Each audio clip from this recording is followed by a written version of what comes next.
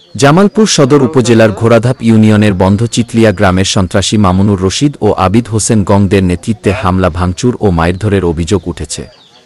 পারিবারিক কলহ ও মামলার জের ধরে ৮ আগস্ট বৃহস্পতিবার ঘোড়াধাপ ইউনিয়নের বন্ধ চিতলিয়া গ্রামের আব্দুল মান্নানের বাড়িতে সন্ত্রাসী মামুনুর রশিদ ও আবিদ হোসেন নেতৃত্বে এই ভাঙচুর ও মারধর করেছে বলে অভিযোগ করেন আব্দুল মান্নান। অভিযোগে তিনি বলেন, ঘটনার দিন আমি সকালে বন্ধ চিতলিয়া বাইতুল মুল জামে মসজিদের মক্তবে কোরআন পড়ানোর জন্য যাই। প্রতিবেশীর মাধ্যমে জানতে পারি আমার বাড়িতে হামলা হয়েছে।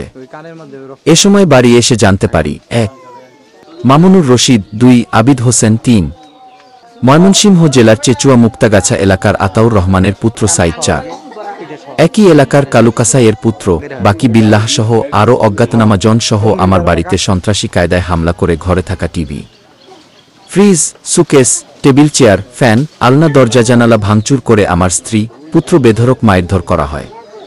পরে এলাকাবাসী বাধা দিলে তারা তাদের ২টি মোটর সাইকেল ফেলে দ্রুত ঘটনাস্থল ত্যাগ করেন। বিস্তারিত দেখুন জামালপুর প্রতিনিধি শরীফুল ইসলাম ঝকনের প্রতিবেদনে। তার পরবর্তীতে আজকে সকালে এসে আমার আম্মা সহ আমাদের পরিবারের সবাইকে করছে, মারধর করছে।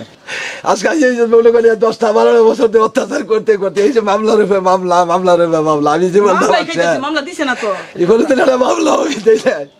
বাড়ি সত্যি বড় ভাই আমারও ভাই না, তাহলে আমি কি করবো? আমি বড় সারা গল্প বুদ্ধি আছে ওরা আটবাড়ি বেলা, তাহলে এ দোলান যদি অত্যাচার করে আর কত খোলাম। আমরা তো আসলে জানি না যে এরকম আক্রমণ করবো। হুটার করে ছেলে মেয়েছে, তার মহিলা মানুষ কি বাড়ি অতগুলো পোলাপানের সাথে লাঠি ফালা সুইটি সবকিছু নিয়ে এত আক্রমণ।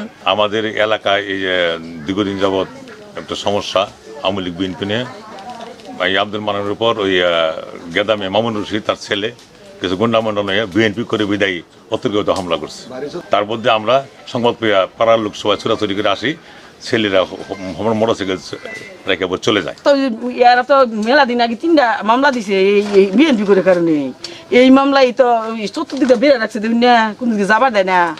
ওভার ব্যাটটি হুদা ব্যাট করে না এগুলো বল দেয় না। আর ওই পোলাওটা গুন্ডা গেছে, আর গুন্ডা আইন নাই যে সকাল তো পরে আমার মেয়ের জামাই মেরে আছে।